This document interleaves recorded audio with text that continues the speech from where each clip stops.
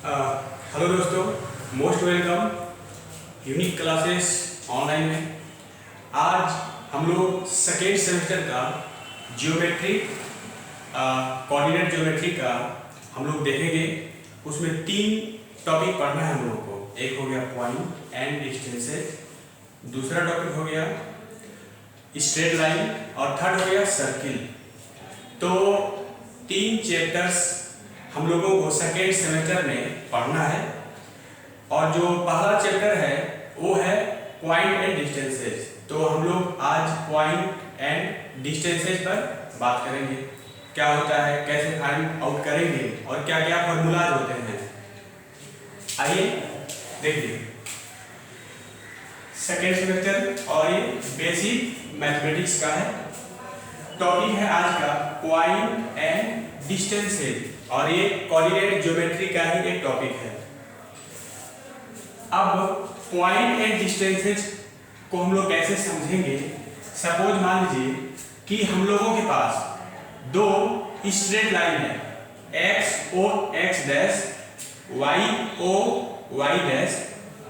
जब ये दोनों लाइंस एक दूसरे को कट करती हैं तो जिस पॉइंट पर वो कट करेंगी उस पॉइंट को हम लोग ओरिजिन मानते हैं।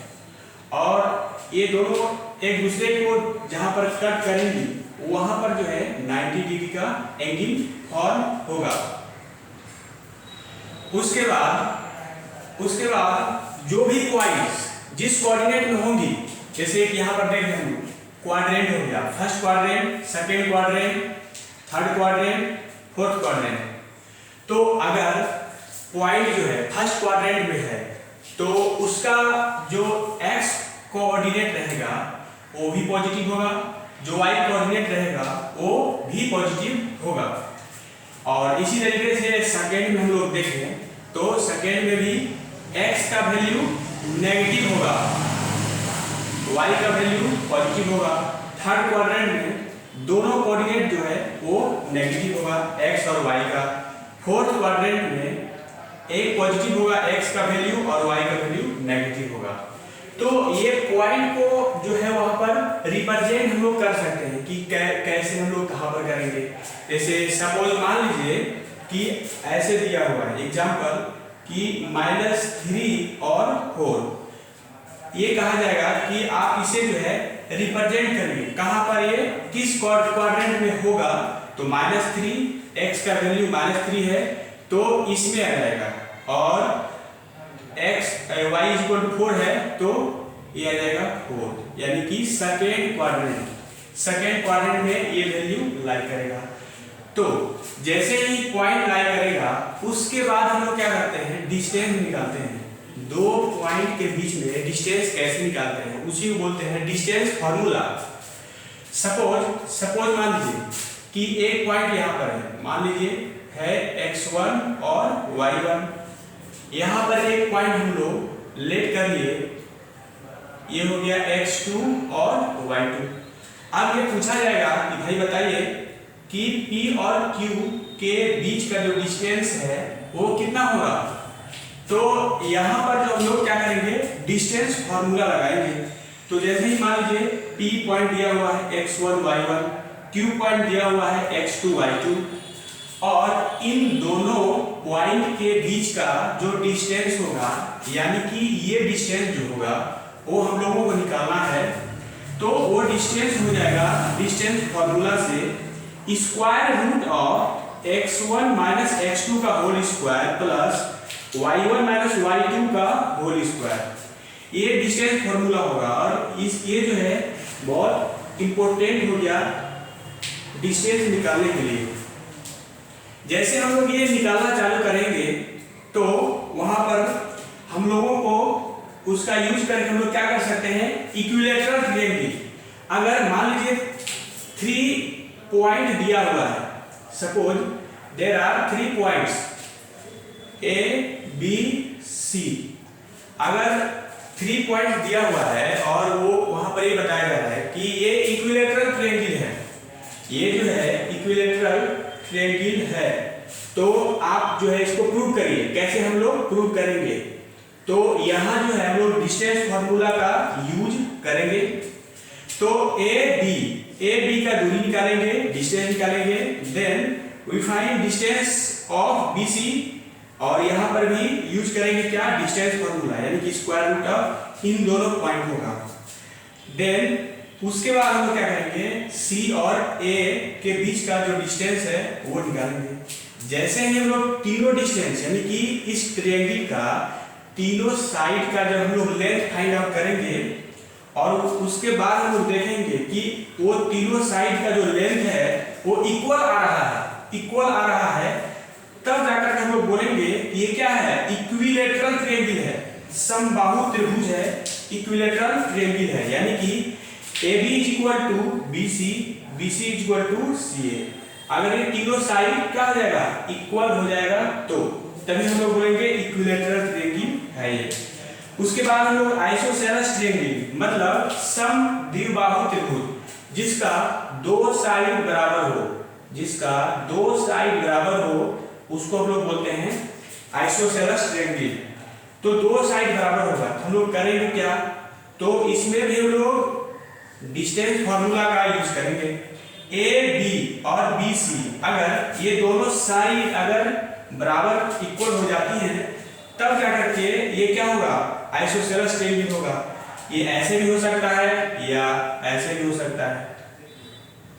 तो यहाँ पर जो है दो साइड को बराबर करना होगा, तो कैसे निकालेंगे, तो डिस्टेंस निकालेंगे, ए बी निकालेंगे, बी सी निकालेंगे, देन ए सी निकालेंगे। तो दो साइड का लेंथ अगर इक्वल हो गया, then we can say that triangle is a isosceles triangle. Then after we come right angle triangle, यानी कि समकोण त्रिभुज, राइट एंगल ट्रायंगल। तो राइट एंगल ट्रायंगल में आप लोग एक पाइथागोरस थ्योरम पढ़े होंगे, 10th में है। तो वहां पर क्या है कि अगर दो साइड के स्क्वायर का सम, दो साइड के स्क्वायर का सम अगर तीसरे साइड के स्क्वायर के अगर बराबर है, तीसरे साइड के स्क्वायर के अगर बराबर है, तब जाकर हम लोग बोलेंगे कि वो राइट एंगल ट्रायंगल है। तो कैसे निकालेंगे, तो यहाँ पे हम लोग डिस्टेंस फार्मूला का यूज करेंगे, और जैसे ही दोनों का स्क्वायर और स्क्वायर करने के बाद सम, जैसे कि ए बी सी हो गया, तो क्या करना है, ए बी का डिस्टेंस निकाल लिए और उसका स्क्वायर कर दिए, प्लस बी सी का डिस्टेंस निकाल लिए और स्क्वायर कर दिए, उसके बाद ए सी का होल स्क्वायर कर दिए। तो जैसे ही ये करेंगे और ये बराबर हो जाएगा, then after we can say that A B C is a right angle triangle. तो ये हम लोग कैसे फाइंड आउट कर पा रहे हैं, तो यहाँ पर हम लोग फाइंड आउट कर पा रहे हैं डिस्टेंस फार्मूला से। अगर ये डिस्टेंस फार्मूला हम लोग नहीं समझ पाएंगे, तो यहाँ पर हम लोग को प्रॉब्लम होगा। तो इस पर हम लोग जब कुछ क्वेश्चन करेंगे तो जो कंसेप्ट है वो क्लियर हो जाएगा। उसके बाद आइए, जैसे पैरेललोग्राम हो गया, पैरेललोग्राम मतलब समांतर चतुर्भुज। समांतर चतुर्भुज क्या होता है कि कोई एक ऐसा चार भुज वाला, फोर साइड्स, जिसका आमने सामने का जो है साइड क्या हो, इक्वल हो। जैसे कि ये हो गया, तो AB is parallel of BC और AD is parallel of BC, तो ये इसके पैरेलल हो गया। लेकिन दोनों डायगोनल जो है बराबर नहीं होगा। AC is equal to not BD, तो उसे हम लोग क्या बोलेंगे, पैरेललोग्राम। और वो पैरेललोग्राम हम लोग कैसे करेंगे, AB फाइंड आउट करेंगे कि AB का डिस्टेंस क्या है, तो डिस्टेंस निकालेंगे किस फार्मूला से, तो इस वाले फार्मूला से हम लोग डिस्टेंस फाइंड आउट करेंगे। देन उसके बाद जो भी साइड है, जैसे AB निकाल लिए, BC निकाल लिए, CD निकाल लिए और AD निकाल लिए, उसके बाद AC निकाल लिए और BD निकाल लिए, यानी कि 6 निकाल कर देखेंगे। अगर AB is equal to DC, AD is equal to BC, अगर ये हो जाता है तो ये पैरेललोग्राम होगा। उसके बाद हम लोग स्क्वायर कराएंगे। स्क्वायर हम लोग जानते हैं क्या होता है, फोर साइड इक्वल होगा और उसका दोनों डायगोनल जो है वो भी इक्वल होता है स्क्वायर में।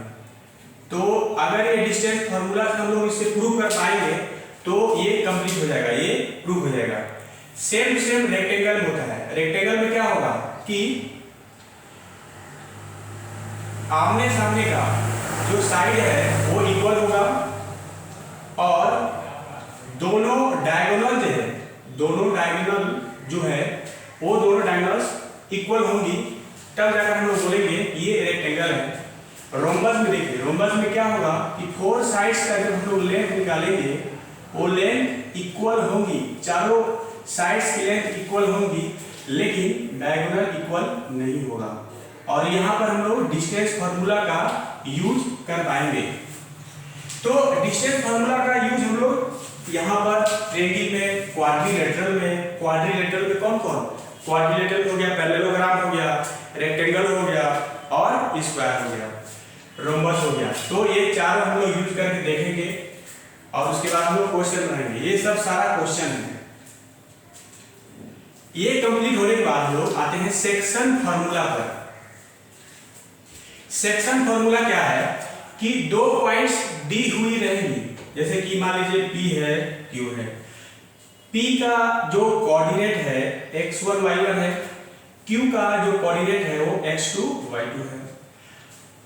इन दोनों पॉइंटों को एक स्ट्रेट लाइन से मिला दिया गया है, P से लेकर के यहां तक Q तक।